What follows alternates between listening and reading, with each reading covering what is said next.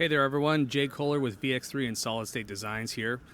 We've been talking with a lot of our clients over the past couple of weeks about moving their events virtually, with it looking like there is not very much of a possibility of people getting together in person anytime soon. Virtual events have become very, very prominent and in the forefront of everybody's minds. A lot of people are having trouble visualizing exactly what those events could look like, so we thought we'd throw together a quick little demo and show you some of the options you have out there when producing a virtual event and how it could look and how you could up a little bit of the production value of these virtual events. And let's go ahead and jump right in. So virtual production can really be broken down into three categories: content capture, content delivery, and navigation. And content delivery and navigation are actually very closely tied together. That's going to be how you're going to deliver and how people are going to consume this content, whether it be Zoom, whether it be through a direct webcast, or whether it be for a platform. For our purposes here, pretty much it doesn't matter where you're delivering this. This is all the back-end items, and your delivery method or your platform can be pretty much anything that will accept a video stream. And we do have some options to do that in-house, and we also have some partners that have larger platforms if you need a little bit more interactivity as well. So let's take a look at what I'm going to show you. First, on the content capture front, it's more and more important these days to have engaging content. Everybody's got screen fatigue. Everybody's tired of looking at Zoom or Teams or Blue Jeans or whatever it is that your meeting event platform is. And it does a very, very good job at what it was designed to do. Now it's about capturing people's attention and keeping that attention while they have a lot of other things going on to distract them.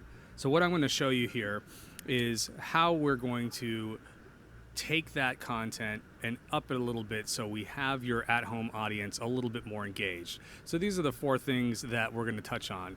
Your at-home experience, in-studio experience. I'm sitting here in our 27,000 square foot warehouse, which we have built a soundstage in, and for our clients it's completely free to use at the cost of production, and I'll show you a little bit about that. I'll show you some options on holographic information, and then I'll show you some full virtual items as well. So let's go ahead and get right into it. Starting with the at-home section, this is what people are used to seeing. This is what your typical Microsoft Teams or Zoom call looks like. You've got people in a window, maybe you have a presentation in a window, and it is very functionally good and it gets the job done. And this may be a great delivery method for whatever your virtual event is. This is always an option. It's a very good option. It's a reason why it's so popular. But we could take this and up it just a little bit. I've got here Chris, one of my colleagues, and Ian, one of my colleagues. Ian's actually sitting on a green screen, and that's going to come into play in a little bit later. So how are you guys doing? Good. How you doing? So both Chris and Ian are in remote locations, and they are actually dialed directly into our video production switcher, and they could hear us and talk to us even though they're not with us right now physically. So let's talk about upping the game for Zoom. This is what we can do. This background here we chosen is just a generic background. However, it could be your conference branding, and it should be your conference branding, and it is completely customizable and changeable to whatever it is that we want it to look. So that way we could carry a brand all the way through the conference. What's nice about this, though, is we still have our picture-in-picture. Let's say we had two people talking. If I was talking to Chris and asking him questions, Chris, how you doing? Are you looking forward to the weekend? Yes, absolutely. But then we could still up it a little bit by drawing attention to where we need to draw it. So if we needed to go directly to me, I'm talking a little bit extensively, and then we could go over to Chris. So if he needs to talk and he needs to make his point, and then we could go back to our two-shot if we need to. That same option is also available with slides. So we could have our slides, a picture-in-picture, a nice branded background, and if we ever need to go to those same slides full screen, it's just a click of a button for us. And back that.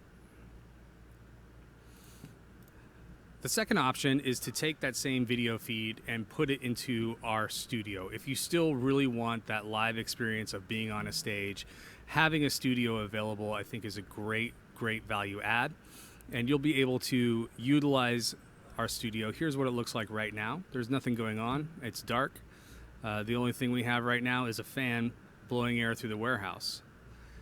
So this studio is completely customizable as well.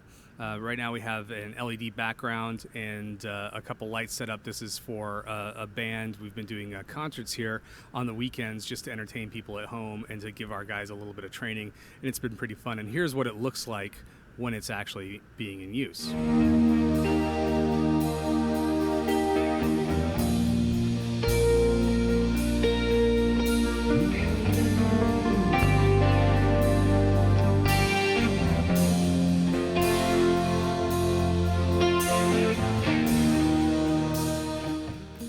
So the nice part about utilizing a studio is that we're able to use our jib cams, we're able to use a multicam shoot, we're able to get a little bit of that very high production value, make it look like a TV show, make it look like a concert, and still push it out to the medium of your choice.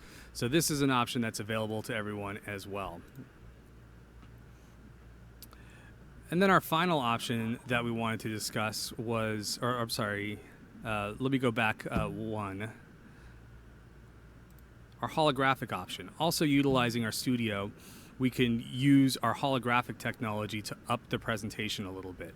So I'm going to show you a demo that we actually recorded last week and how our hologram technology can up your presentation a little bit. We wanted to throw together a quick little demo to show you some of the ways that we're utilizing our technology.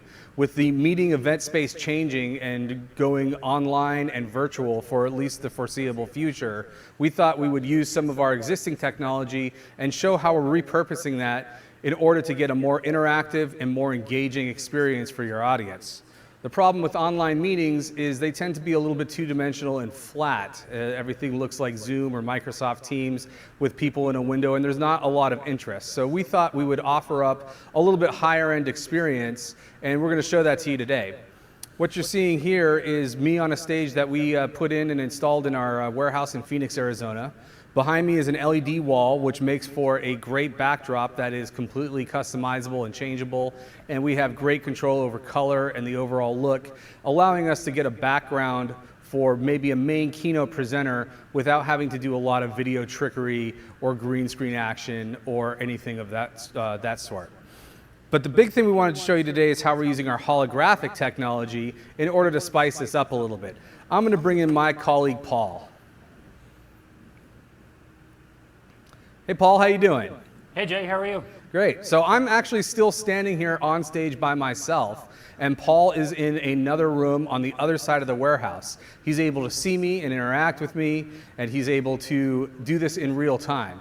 Now this place where Paul's at right now can be in the same building and quite remote, or it could be across the world in another studio, and we could pipe it in via the internet.